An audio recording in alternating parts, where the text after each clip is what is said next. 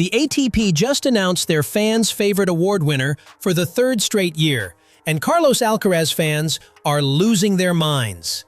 Jannik Sinner claimed the prize again, despite missing 3 months due to a doping suspension that should have tanked his popularity. Meanwhile, Alcaraz, the smiling, charismatic Spaniard who won 2 Grand Slams this year and finished as year-end #1, got passed over once again. The tennis world can't figure out how this keeps happening. Hello everyone, Jannik here. Thank you so much for voting for me. Winning the Fans Favorite Award once again means the world to me, especially because of you guys. It has been a very intense year, but you give me so much energy and love, especially when I go on court and perform in front of you. It's the best feeling for our tennis players. So thank you so much. I will prepare myself in the best possible way to be ready for next year, and see you all very, very soon. Ciao, ciao. Quick question.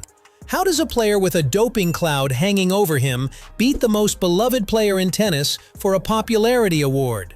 Drop your theories below. So Jannik Sinner just won the ATP Fans Favorite Award for the 3rd consecutive year. 3rd year in a row. And tennis fans, particularly those who support Carlos Alcaraz, are absolutely baffled by this result. Because by every visible metric, Carlos Alcaraz should be running away with popularity contests in tennis right now. Let's establish some facts. Carlos Alcaraz is 21 years old and already has 6 Grand Slam titles. 6. He won 2 more this year, bringing his total to that ridiculous number before he can legally rent a car in the United States. He finished 2025 as the year-end #1 ranked player in the world. He plays with joy, smiles constantly, engages with fans, and brings an energy to tennis that feels fresh and exciting.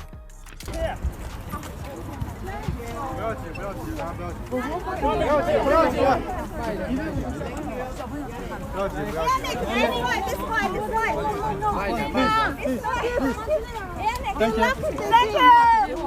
you. Jannik.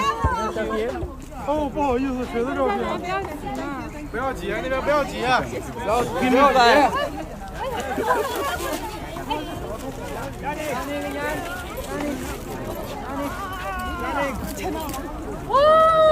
Jannik Sinner, on the other hand, is described in the very article announcing his award win as having a ruthless and machine-like winning approach that is not as instantly appealing as Alcaraz's smiling brilliance.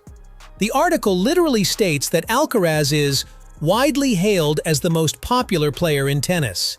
And yet somehow, Sinner keeps winning the popularity award. I think Sinner is unbelievable. In fact, penso che sia incredibile Sinner.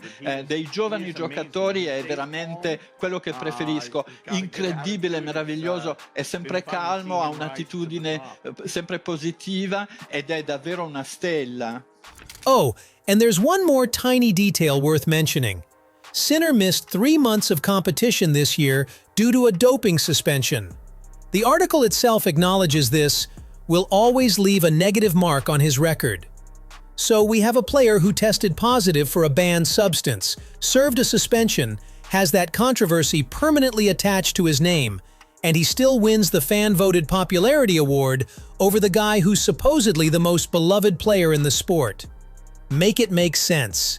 Sinner's response to winning was gracious, thanking fans for voting and saying it means the world to him, especially after such an intense year.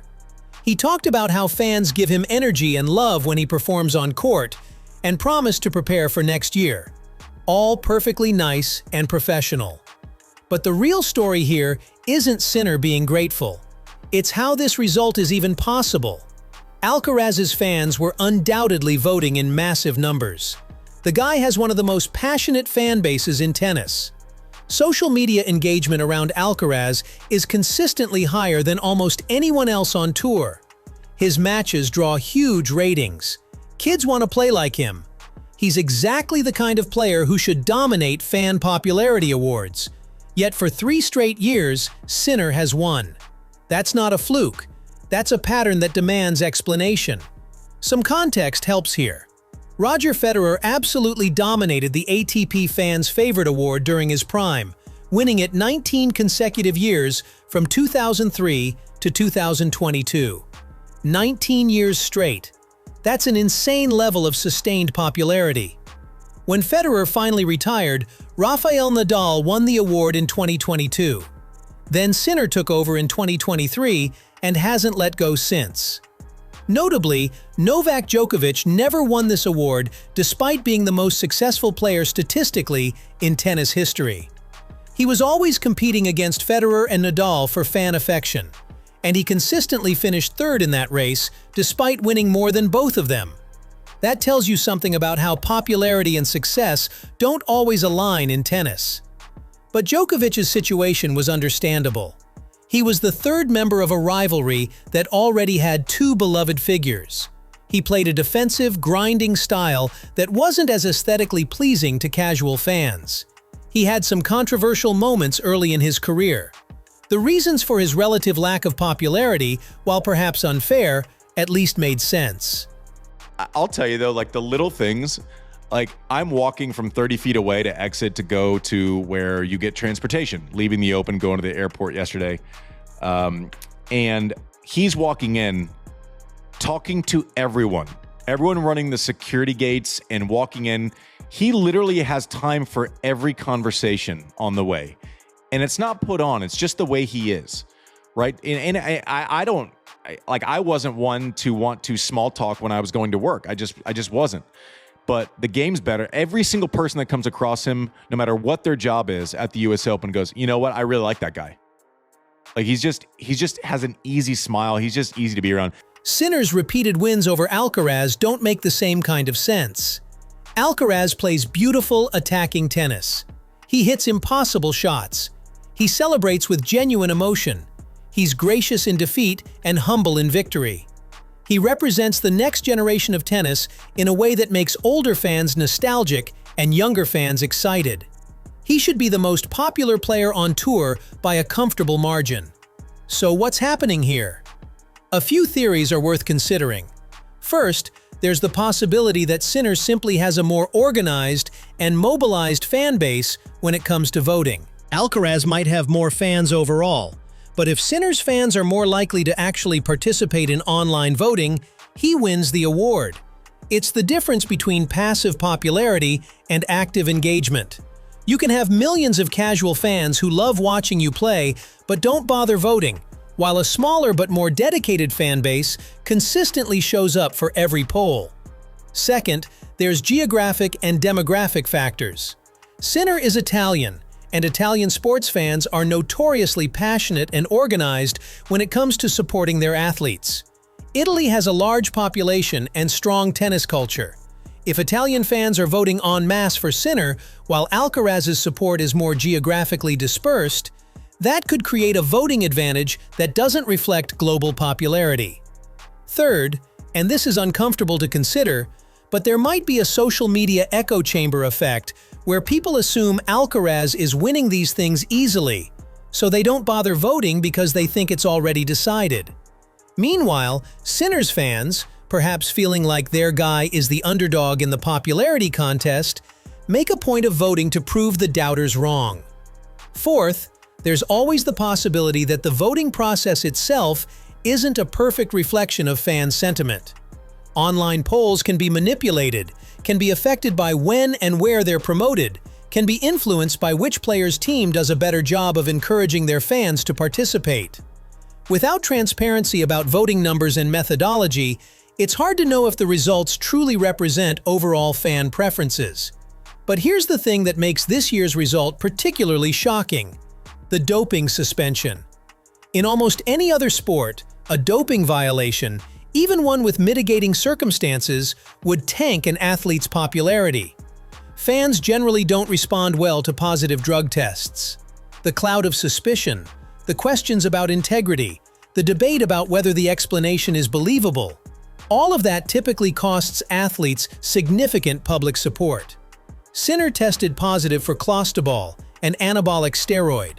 His explanation was that it entered his system through contamination from a massage therapist who had used an over-the-counter spray containing the substance. An independent tribunal accepted this explanation and gave him a relatively light punishment. But the controversy still happened. He still tested positive. He still served a suspension. And he still won the popularity award afterward. That's remarkable.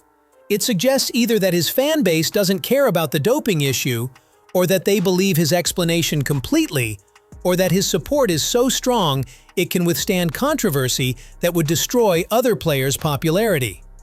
For comparison, when other top tennis players have been involved in doping controversies or even just rumors, their reputations took massive hits. Maria Sharapova's meldonium positive in 2016 significantly damaged her public image, despite her explanation about a rule change. Viktor Troicki was suspended for refusing a blood test, and his reputation never fully recovered. The tennis world generally takes doping very seriously, and fans typically turn on players who test positive. Sinner somehow avoided that fate. His fans either gave him the benefit of the doubt or decided the circumstances were genuinely exculpatory enough to maintain their support. That's impressive, but it also makes the contrast with Alcaraz even more stark. Greg Rusedski, former British #1, provided some insight into the Sinner-Alcaraz rivalry in comments to Tennis 365. He praised both players, noting that Alcaraz exploded onto the scene, winning right away like Nadal did. He highlighted Sinner's skiing background, contributing to his incredible court movement, saying other players report that both Sinner and Alcaraz strike the ball even harder than Federer, Nadal, and Djokovic did. Rusedski also called their French Open final this year one of the best matches ever, including anything from the Big Three's rivalries. That's high praise. He acknowledged both are playing at another level, though he questioned whether they'll ever match the Big Three's longevity and total achievements. That context matters because it confirms what everyone watching tennis already knows. Sinner and Alcaraz are the two dominant forces in men's tennis right now. They're clearly ahead of everyone else. Their rivalry is defining this era. In terms of quality of play, entertainment value, and significance to the sport's future, they're essentially equals. Which makes the popularity award results even more puzzling.